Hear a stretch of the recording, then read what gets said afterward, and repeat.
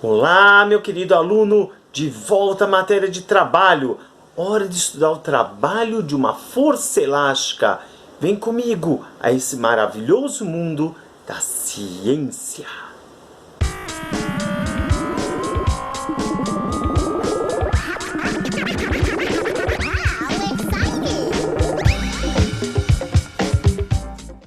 Trabalho da força elástica da mola. Olha só como é que funciona isso. Eu tenho aqui uma mola presa a um objeto, inicialmente em equilíbrio parado, a mola não está nem esticada nem comprimida. Em algum momento, de repente, eu comprimi essa mola. Eu precisei fazer uma força para poder comprimir essa mola. Ou eu estiquei essa mola. Então eu fiz uma força para poder esticar essa mola, deslocar essa mola. Só que a força elástica gerada pela mola, ela vai no sentido contrário da força que eu fiz aqui. Eu empurrei a mola, mas a mola está querendo voltar à sua posição normal. Então ela faz uma força no sentido contrário. Assim como eu estiquei a mola, e a mola está puxando a caixinha de volta para o outro lado. Portanto, a força que a mola faz é no sentido contrário ao que eu desloquei. Quando eu falo de força elástica de uma mola, essa força elástica ela não é constante. Conforme eu for esticando essa mola, quanto mais eu estico, maior o valor da força. Ou seja, conforme eu vou aumentando a deformação da minha mola, o valor da força sobre essa mola, ele vai aumentando.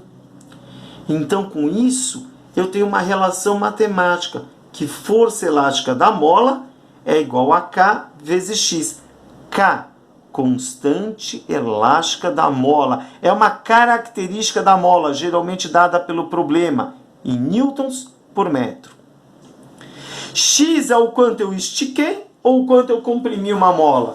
Olha aqui, esse é o estado de equilíbrio. Quando eu apertei a mola, eu desloquei a caixinha até esse ponto. Logicamente, a mola comprimiu na mesma medida com que eu apertei, né? Com que eu mexi essa caixa. Esse deslocamento que eu fiz é o X. É o mesmo que a deformação da mola que eu comprimi. Ou, nesse caso, eu puxei a caixinha até aqui. Eu estiquei a mola. Então, esse X é o quanto eu estiquei, o quanto eu deformei a mola. Conforme eu fui comprimindo e esticando, a força da mola foi aumentando. Dessa maneira, a partir dessa formulinha da força elástica da mola, que é uma equação de primeiro grau, aparece esse gráfico aqui de primeiro grau. E se vocês lembrarem, o trabalho de uma força, quando ela não é constante, quando ela vai aumentando, né, conforme você vai aumentando o deslocamento, esse trabalho ele é igual à área do gráfico. Sendo assim, quando eu falo de área, eu estou falando da região da linha do gráfico até o eixo do deslocamento. Estou falando de toda essa região aqui. Portanto, o trabalho é a área dessa figura geométrica, que nesse caso é um triângulo. Vamos lá? A área de um triângulo é base vezes altura dividido por 2. A base é o x. Olha aqui. Base é o x. A altura é a força elástica. Isto daqui representa a altura. Essa medida, ela está aqui, no eixo da força elástica. É a força. Só que nesse exercício, força é calculada pela equaçãozinha de primeiro grau, K vezes X.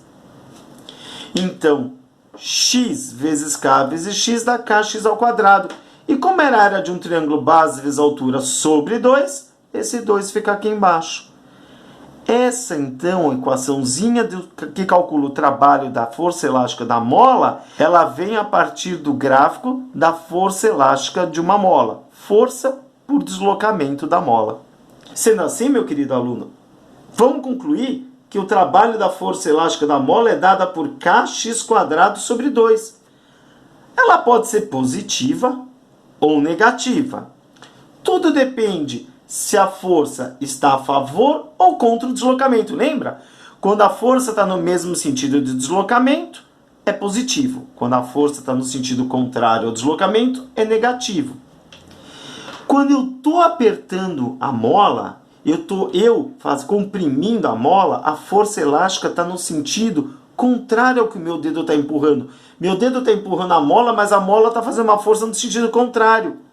Então, sempre que a pessoa estiver comprimindo ou puxando a mola, o trabalho é negativo, porque a força vai estar contra o deslocamento.